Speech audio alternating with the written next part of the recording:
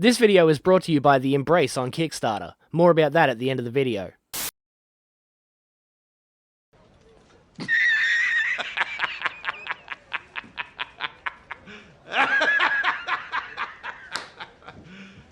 You serious? Yes, it's true. Because Warner Bros. Games has inadvertently confirmed by forcing takedowns of the images all over the internet that they have a non-binary female in Suicide Squad Kills the Justice League in the place of Mr. Freeze. Excuse me, it's ma'am. It is ma'am. Okay, alright, ma'am freeze, whatever. Suicide Squad Kills the Justice League has been a massive joke from start to finish, which I've covered a few times on this channel. From their weird twink Joker to the downright disrespect to Kevin Conroy's Batman, on top of the ridiculous predatory attempt at monetizing absolutely everything in the game, and not to mention the inclusion of the cancer that is Sweet Baby Inc. in the development of the game, this has all been hilarious to say the least. But do you know what's not funny? This recent failure by Warner Bros. Games is now leading to rumors of Warner considering shutting down Rocksteady entirely. But before we get into all that, please like this video to help push it out into the algorithm and subscribe so you don't miss any of my future videos. Now let's jump right into it.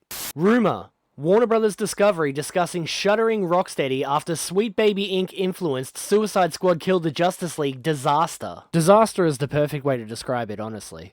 A new rumor claims that Warner Bros. Discovery is having internal discussions about shutting down Rocksteady after the developers Sweet Baby Inc. influenced Suicide Squad Kill the Justice League game instantly became a financial failure and forced the company to take a $200 million impairment charge on the game. For those of you who don't know, an impairment charge is a term used to account for an asset that is no longer as valuable as it may have once been. It usually occurs during unforeseen challenges that negatively affect a company, i.e. Sweet Baby Inc.'s involvement and the incredible backlash from gamers. By this point, companies are finally realizing that DEI-focused consulting firms are nothing more than a toxic grift designed to highlight race, and hiring them to work on their games causes more harm than it does good. There are more than just a few examples of games failing, or worse, indie games devs being shut down entirely because they can't afford to survive such a massive failure. Chief Financial Officer Gunnar Wiedenfels?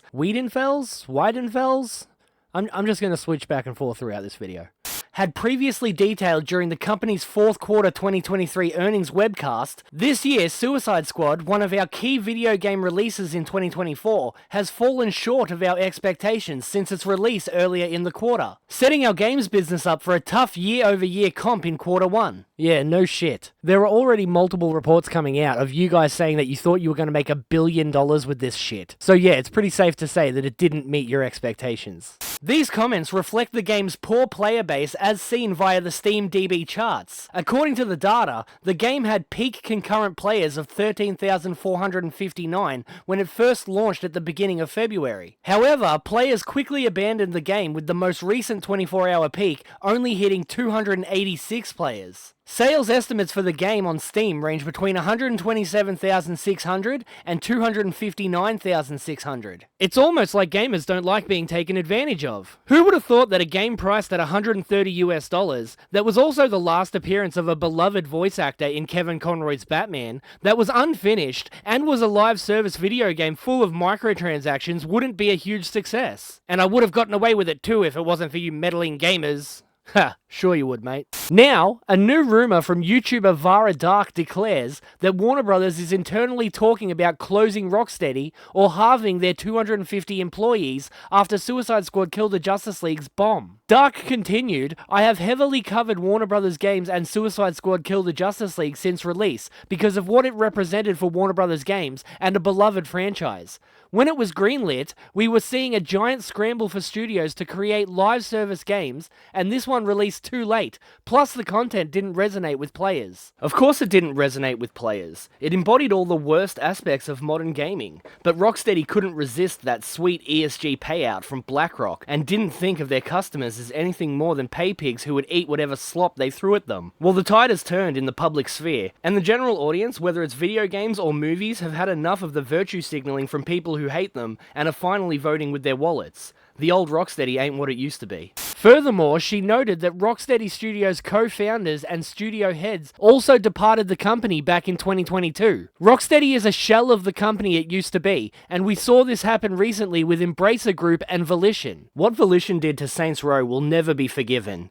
And now that I think about it, there's a lot of similarities between then and what's happening now at Rocksteady. The game industry has a cancer that needs to be cut out. It's time for DEI to DIE before it takes any other legendary developers down with it. Oh, how the mighty have fallen. A company that had 30 years of experience under their belt, and it sounds as though Warner Bros. Was planning on pulling the plug on Rocksteady too. Remember what I said earlier about impairment charges? These things only happen when a brand has taken significant unforeseen damage, which it's safe to say that both DC and Rocksteady have. You get what you fucking deserve! They have no other games publicly announced, and there does not seem to be any confidence in them anymore. Even back in 2016, we got the Batman Arkham VR game that was developed by Rocksteady, which was really more of a tech demo than a game, let's be honest. And the new Batman Arkham Shadow VR game is being done by Camouflage, which is an exclusive on MetaQuest 3. Don't even get me started on VR games and exclusivity. That's a whole different video. Only time will tell, but it doesn't seem like the future is very bright for Rocksteady, she concluded. To be honest, I think this is a good thing. I'm personally sick of seeing activists parade around in the skins of once beloved franchises and brands, and it's high time they're removed from the industry. That goes for Ubisoft, CG Projekt Red, and Crystal Dynamics too, just to name a few that have embraced the woke DEI ESG ideology in favour of what made them famous in the first place, actually making great games. But what do you think? Are you sad to see Rocksteady go, or did they die a long time ago? Either way, that's all I have for you today. My name's Dean James, your mate in comics and video games from the land down under. If you haven't already, please like and subscribe, and I'll see you guys again next time. But before you go, check out this new superhero comic, The Embrace. Written by superstar writer behind SPQR's Bizarre Adventure and Judex, Michael Odin, and featuring art from one of indie comics' quickest rising stars, The Embrace is a supernatural superhero brought to you by Nine Realms Publishing. Based out of Alexandria near Washington, D.C., Clarence Griffin is a father who has gone through a terrible loss. His son was murdered in gang violence a year ago, and when the police fail to solve the case, Clarence is pushed over the edge and officially gives up on his life. But before he can do anything irreversible, he is stopped by the ghost of his son, David, who when they hug, gives him a vision of the night his son died, revealing who was responsible. When he comes out of the vision, his son is gone, and he has been transformed into a supernatural superhero with all the abilities he will need to take down these criminals. But will he seek justice or vengeance? Find out now on Kickstarter. The link will be in the comments.